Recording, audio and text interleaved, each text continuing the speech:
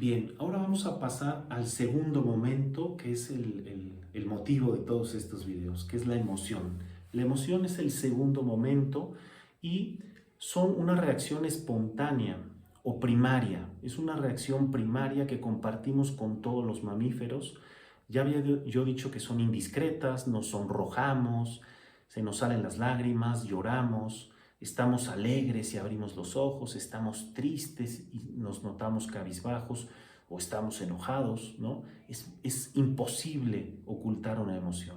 Por mucho que queramos, son indiscretas y nos ponen siempre en evidencia. Anteceden a los sentimientos y son la parte pública. Las sensaciones normalmente no lo notan las demás personas, pero las emociones sí.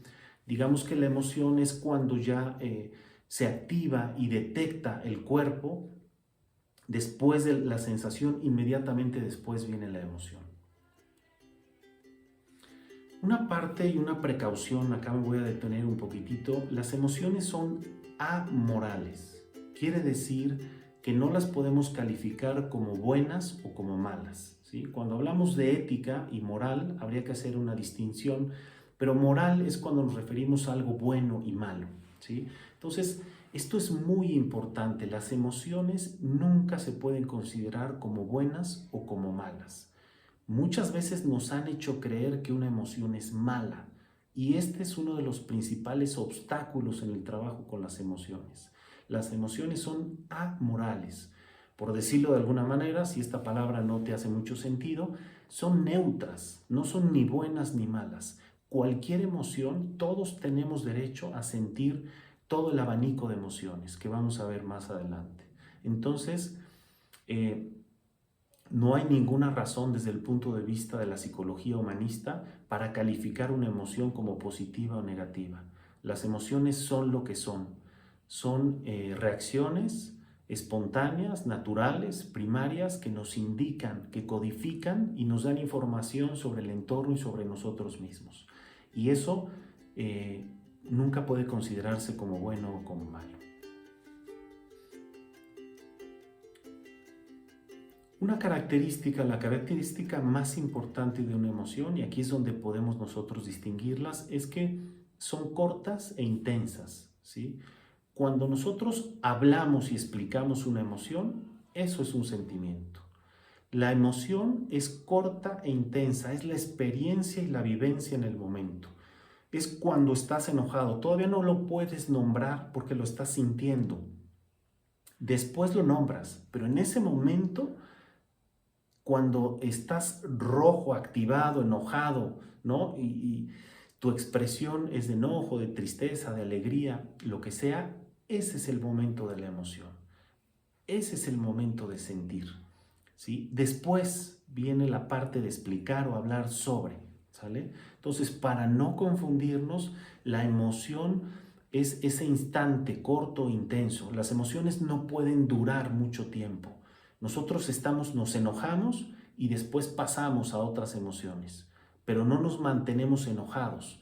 Si decimos he estado enojado todo el día, nos estamos refiriendo al sentimiento, no a la emoción como tal.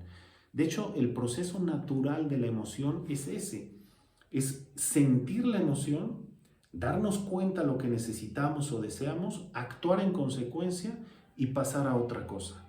Cuando hay bloqueos o dificultades en las emociones, entonces ahí es donde nos quedamos con el sentimiento de enojo durante varias horas, durante varios días, ¿no? Y ahí es donde digamos que sí podemos tener una consecuencia de deterioro negativa, pero no es por la emoción en sí, sino por un mal manejo de la emoción que puede terminar en un sentimiento de deterioro, ¿sí? Que vamos a explicar un poquito más adelante, ¿sale? Entonces la emoción se vive, se experimenta, ¿sale?